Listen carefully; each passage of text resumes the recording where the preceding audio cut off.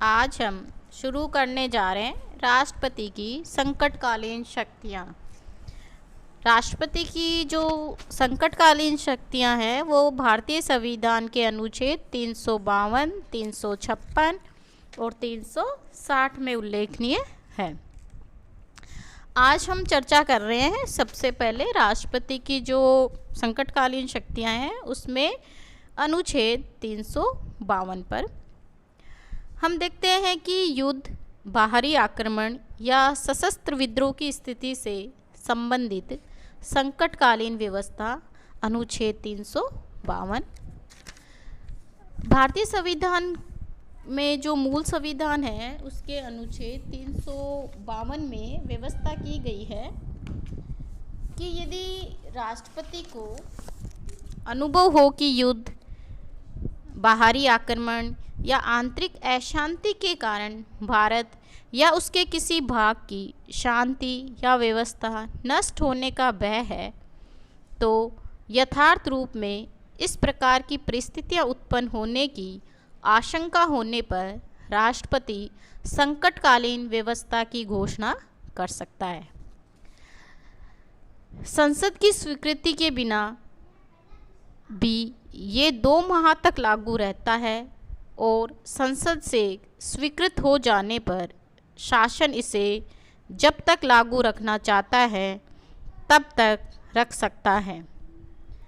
44वें संवैधानिक संशोधन के बाद वर्तमान समय में इस व्यवस्था के संबंध में कई तरह की जो व्यवस्था की गई उसके बारे में हम चर्चा करते हैं। जैसे पहला, इस प्रकार का अगर आपातकाल, युद्ध, बाहरी आक्रमण या सशस्त्र विद्रोह अथवा इस प्रकार की आशंका होने की जो घोषणा की जाती है, केवल आंतरिक अशांति के नाम पर आपातकाल नहीं लगाया जा सकता। दूसरा, राष्ट्रपति द्वारा अनुच्छेद 352 के अंतर्गत आपातकाल की घोषणा तभी की जा सकती है जबकि मंत्रिमंडल लिखित रूप में राष्ट्रपति को ऐसा परामर्श दे। तीसरा, घोषणा के 1 माह के अंतर्गत संसद के विशेष बहुमत पृथक संसद के दोनों सदनों के कुल बहुमत एवं उपस्थित और मतदान में भाग लेने वाले सदस्यों के 2/3 बहुमत से इसकी स्वीकृति आवश्यक होगी। इसे लागू करने के लिए प्रति 6 माह बाद स्वीकृति आवश्यक होगी। चौथा, लोकसभा में उपस्थित एवं मतदान में भाग लेने वाले सदस्यों के साधारण बहुमत से आपातकाल की घोषणा समाप्त की जा सकती है। आपातकाल पर विचार हेतु लोकसभा की बैठक लगभग लोकसभा के 1/10 सदस्यों की मांग पर अनिवार्य रूप से बुलाई जाएगी। राष्ट्रपति द्वारा की गई संकटकाल की घोषणा को न्यायालय में चुनौती नहीं दी जा सकती। राष्ट्रपति द्वारा अनुच्छेद 352 के अधीन संकट की घोषणा पूरे देश के किसी एक या कुछ भाग के लिए की जा सकती है। इस घोषणा के लागू रहने के समय 19वें अनुच्छेद द्वारा नागरिकों को प्रदत्त 6 स्वतंत्रताएं स्थगित की जा सकती है। मूल संविधान में व्यवस्था की गई कि संकटकाल के समय नागरिक अपने मौलिक अधिकारों की रक्षा के लिए न्यायालय की शरण नहीं ले सकते, लेकिन 44वें संवैधानिक संशोधन के आधार पर व्यवस्था की गई कि आपातकाल में जो भी व्यक्ति के जीवन और शारीरिक स्वाधीनता के अधिकारों को समाप्त या सीमित नहीं किया जा सकेगा, लेकिन इसके अतिरिक्त अन्य अधिकारों की रक्षा के लिए नागरिक न्यायालय की शरण नहीं ले सकेगा। राष्ट्रपति इस संकटकाल के समय संसद को राज्य सूची के विषय पर भी कानून बनाने का अधिकार दे सकता है। राष्ट्रपति केंद्र और राज्य के बीच आय के विवरण में भी परिवर्तन कर सकता है। अनुच्छेद 352 के अंतर्गत अब तक चीन 3 बार राष्ट्र संकट काल की घोषणा की गई है। 1962 में भारत और चीन और 1971 में भारत पर पाकिस्तान का आक्रमण होने की स्थिति में तीसरी बार 1975 में प्रथम संकटकालीन घोषणा 10 जनवरी 1975 को समाप्त की गई। दूसरी और तीसरी संकटकालीन घोषणा 1977 में समाप्त की गई। इस प्रकार वर्तमान समय में कोई संकट काल लागू नहीं है। यानी कि राष्ट्रपति की जो संकटकालीन शक्तियां हैं वो पहली थी अनुच्छेद 352। इसमें कोई बाहरी युद्ध, आक्रमण या सशस्त्र विद्रोह की जब स्थिति उत्पन्न हो जाती है तब राष्ट्रपति इन शक्तियों का प्रयोग करता है। अब हम चर्चा करते हैं कि अनुच्छेद 356 के बारे में।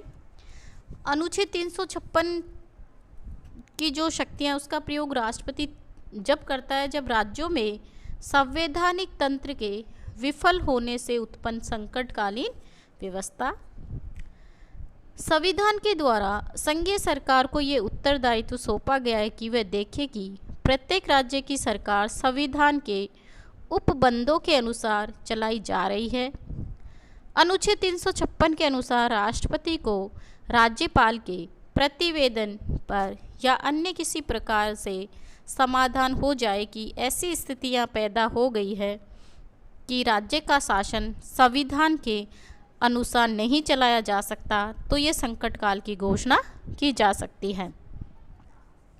संसद के द्वारा एक बार प्रस्ताव पास कर राज्य में 6 माह के लिए राष्ट्रपति शासन लागू किया जा सकता है।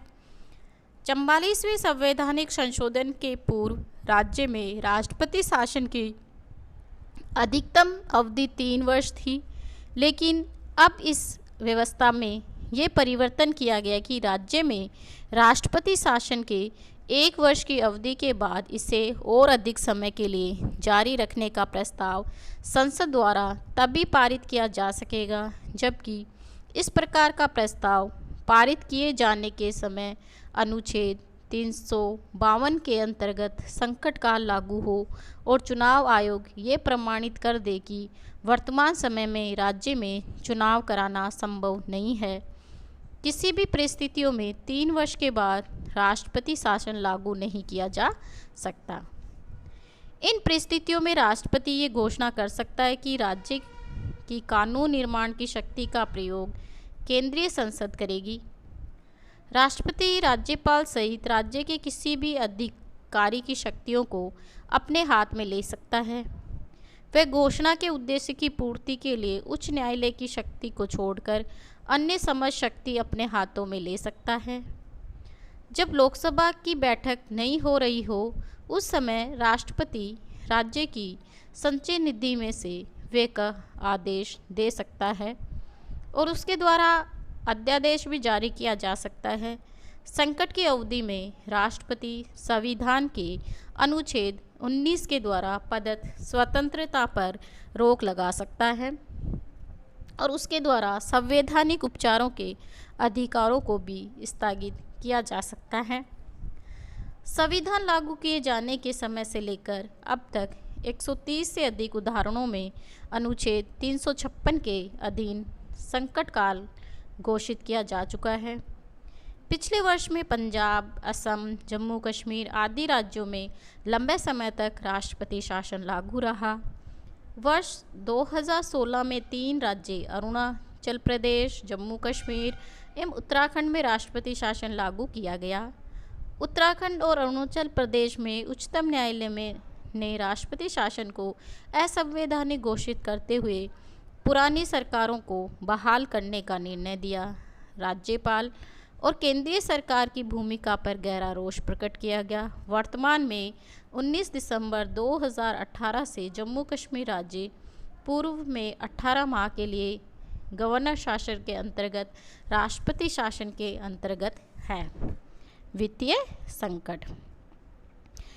तीसरा हम देखते हैं कि जो राष्ट्रपति की संकटकालीन शक्तियां हैं वो अनुच्छेद 360 में है, वो है वित्तीय संकट। अनुच्छेद 360 के अनुसार जब राष्ट्रपति को ये विश्वास हो जाए कि ऐसी परिस्थितियाँ उत्पन्न हो गई है कि जिससे भारत के वित्तीय स्वायत्तता या शाखा को खतरा है, तो वह वित्तीय संकट की घोषणा कर सकता है। ऐसी घोषणा के लिए भी वही अवधि निर्धारित है जो प्रथम संकट के समय की घोषणा के लिए है।